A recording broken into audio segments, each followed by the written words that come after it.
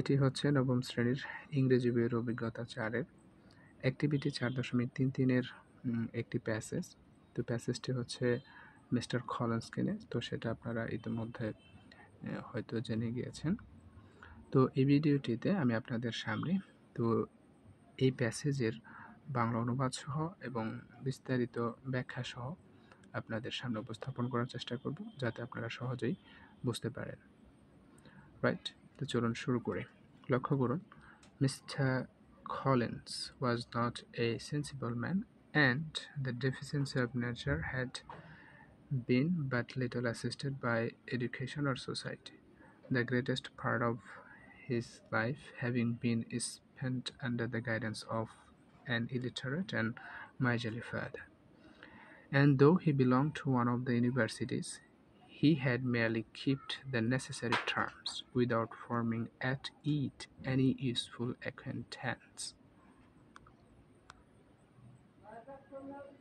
Mister Collins খুব বুদ্ধিমান ব্যক্তি ছিলেন না, আর তার এই বুদ্ধিভিত্তিক ঘাটতি শিক্ষা বা সমাজের ধারা খুব একটা পূরণ হয়নি।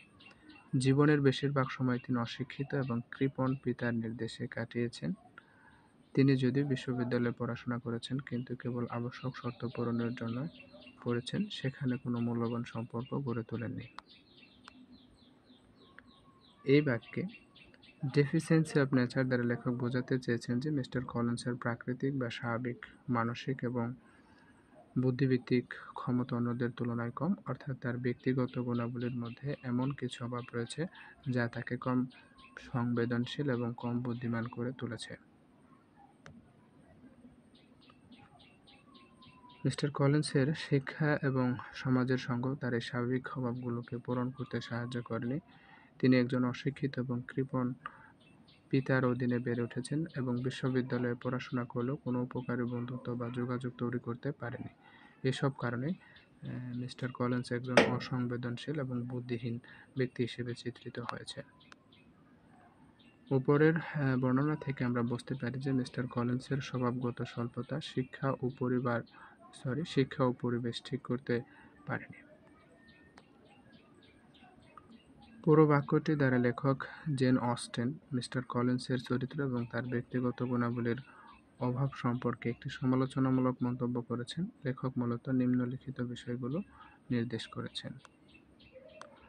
তো নাম্বার 1, সংবেদনশীলতার অভাব। মিস্টার কলিন্স একজন সংবেদনশীল বা বুদ্ধিমান মানুষ নন। নাম্বার 2, প্রাকৃতিক সমস্যার অভাব। তার মধ্যে স্বাভাবিক বা প্রাকৃতিকভাবে উপস্থিত থাকা উচিত এমন গুণাবলীর অভাব রয়েছে।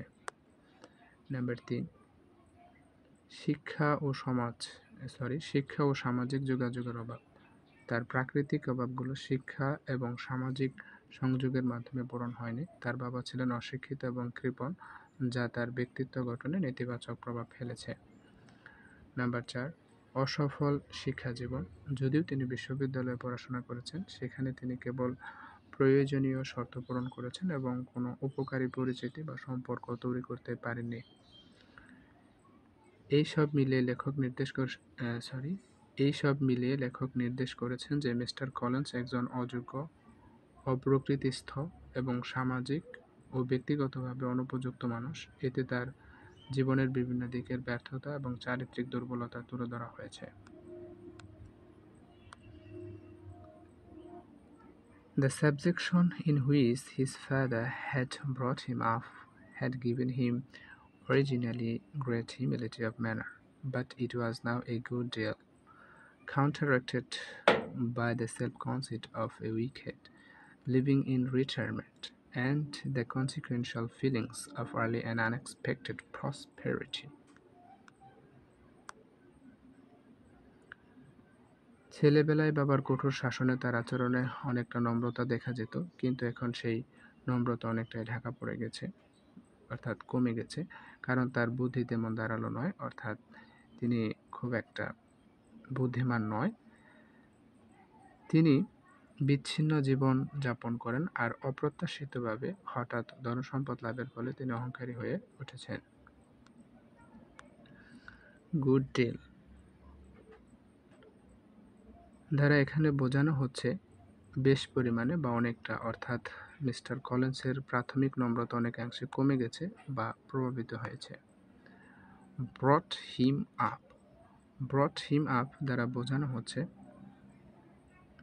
তাকে লালন পালন করা বা তাকে বড় করে তোলা। এখানে বলা হচ্ছে যে মিস্টার কলিন্সের বাবা তাকে যেভাবে লালন পালন করেছেন। পুরো বাক্যের অর্থ হলো মিস্টার কলিন্সের বাবা তাকে যে শৃঙ্খলাবদ্ধ পরিবেশে বড় করে তুলেছিলেন তা তাকে শুরুতে খুব বিনয়ী করে তুলেছিল, কিন্তু এখন সেই বিনয় অনেকটা কমে গেছে। এটি তার দুর্বল বুদ্ধিমত্তা, নির্জন জীবনের প্রভাব এবং অল্প বয়সে অপ্রত্যাশিত সাফল্য থেকে সৃষ্ট আত্মতুষ্টির কারণে হয়েছে। এই বাক্যে লেখক মিস্টার কলিন্সের বিনয়ী ব্যবহারের প্রাথমিক কারণ এবং পরবর্তীতে তার অহংকারের কারণ ব্যাখ্যা করেছেন। তো এখান থেকে আমরা বুঝলাম যে লেখক দ্বিতীয় বাক্যে মিস্টার কলিন্সের জীবনের দুটা কারণ ব্যাখ্যা করেছেন। একটা হচ্ছে অর্থাৎ তিনি প্রাথমিক জীবনে বিনয়ী ছিলেন এবং পরবর্তী জীবনে তিনি অহংকারী হয়ে উঠেছিলেন।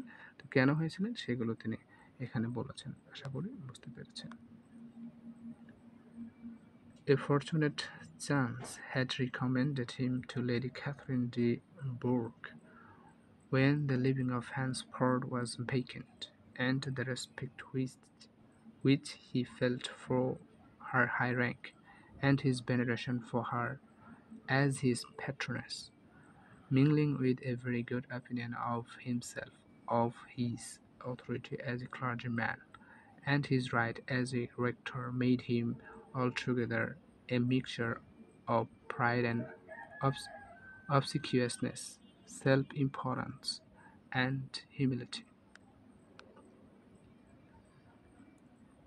একটি সৌভাগ্যজনক সুযোগের ফলে হ্যান্সফোর্ডের পাদ্রির পদ খালি থাকার সময় লেডি ক্যাথরিন ডি বার্গের কাছে তার সুপারিশ করা হয়েছিল এবং তার উচ্চ পদমর্যাদার জন্য যে সম্মান তিনি অনুভব করতেন এবং পৃষ্ঠপোষক হিসেবে তার প্রতি যে ভক্তি ছিল তা তার নিজের প্রতি অত্যন্ত ভালো ধারণা, পাদ্রী হিসেবে তার কর্তৃত্ব এবং রেক্টর হিসেবে তার অধিকার নিয়ে সব মিলে তাকে সম্পূর্ণরূপে গর্ব ও তোষামোদের, আত্মগরিমা ও নম্রতার এক মিশ্রণে পরিণত করেছিল। এই বাক্যটিতে লেখক মিস্টার কলিন্সের চরিত্রের একটি জটিল মিশ্রণ তুলে ধরেছেন। লেখক বোঝাতে চেয়েছেন যে মিস্টার কলিন্সের ভাগ্যক্রমে লেডি ক্যাথরিন ডি বার্গের দৃষ্টি আকর্ষণ হয়েছিল যখন হ্যান্সফোর্ডের পাদ্রির পদটি শূন্য ছিল। এতে তিনি কয়েকটি বিষয়ের সমন্বয় উল্লেখ করেছেন। তো চলুন এবার আমরা বিষয়গুলো দেখব। 1 নম্বর হচ্ছে ভাগ্যক্রমে সুপারিশ। মিস্টার কলিন্স ভাগ্যক্রমে লেডি ক্যাথরিনের দৃষ্টি আকর্ষণ করেছিলেন, যা তাকে হ্যান্সফোর্ডের পাদ্রির পদে নিয়োগ পেতে সহায়তা করেছিল। 2 নম্বর লেডি ক্যাথরিনের প্রতি শ্রদ্ধা।